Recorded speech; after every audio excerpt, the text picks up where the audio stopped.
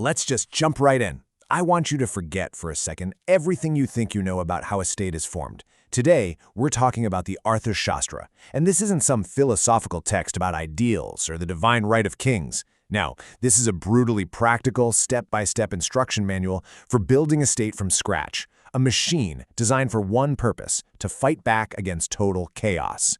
So, before we can even get to Kautilya's solution, we have to understand the terrifying problem he was trying to solve.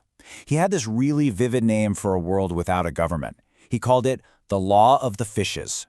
And this is it. This is the core fear, and it has this incredible name, Matsyanya. Just picture it, a world with zero rules, zero protection. It's pure anarchy, where the big fish literally just eat the small fish.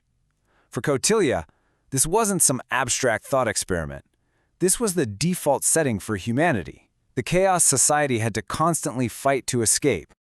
So, if that's the natural state of things, this constant violence and fear, how on earth do you get out of it? What's the answer when the only rule is it might makes right?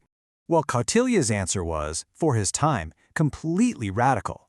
He basically said the solution isn't something that's handed down from the gods or found in nature. Nope, it's a machine, an invention, something humans have to deliberately build for a very specific job. And this just shows you the pure pragmatism behind the whole idea.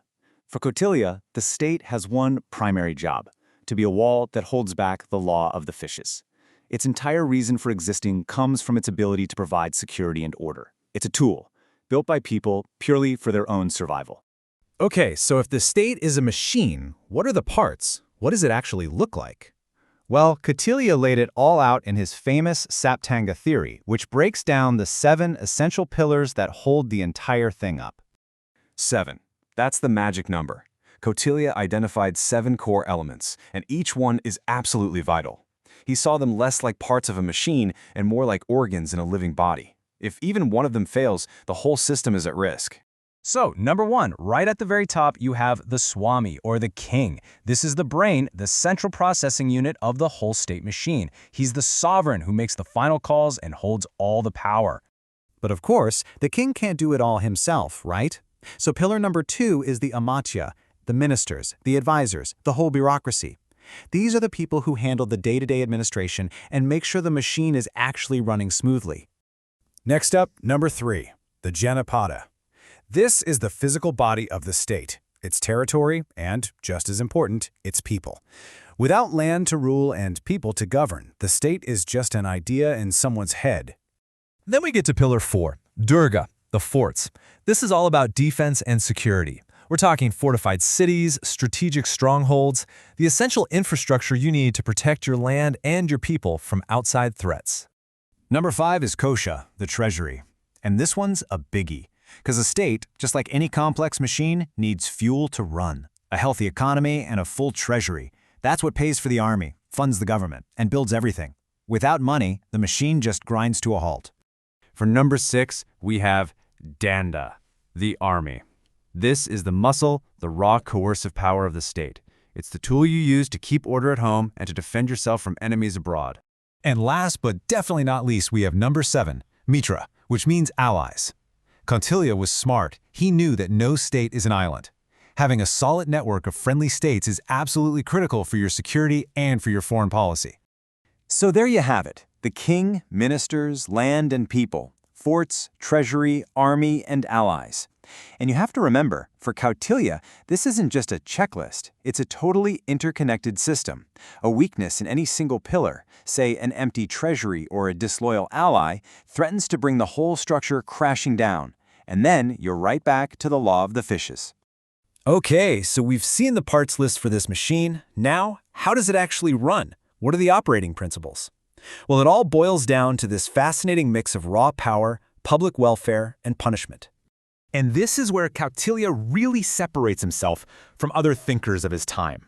He was not interested in building some kind of moral utopia. For him, the state was simply a practical tool for control.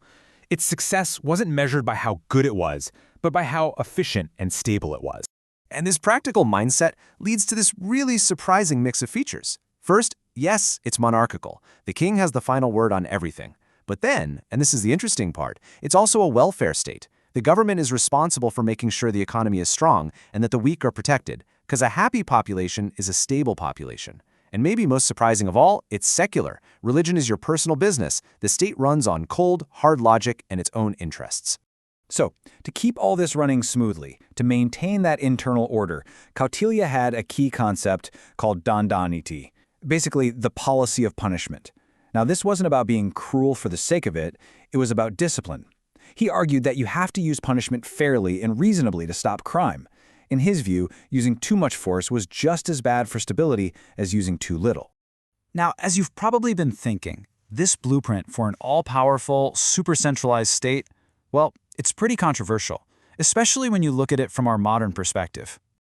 The main criticisms are pretty stark, right? There's this massive emphasis on power and force, sometimes at the expense of what we'd call morality. He advocates for this huge network of spies, which creates a climate of fear. All the power is in the hands of the king, with basically zero room for the public to have a say. And the big one for us today, there's just no concept of individual rights or personal freedom. The good of the state is always number one. So what are we supposed to make of all this? Well, the key, as always, is context. Kautilya was writing in a time of incredible political chaos. His theories were a direct response to that, a practical survival guide. So while it's an amazing document of administrative wisdom, its ethical and democratic shortcomings are, impossible to ignore. And all of this leaves us with a really tough question, one that's just as relevant today as it was thousands of years ago. Kautilya's blueprint puts security above absolutely everything else, and it forces us to ask, is individual freedom a luxury that you can only afford after a state has created absolute order? Or does the hunt for that total order end up destroying the very freedoms it was supposed to protect in the first place? It's a timeless debate, all sparked by this ancient blueprint for power.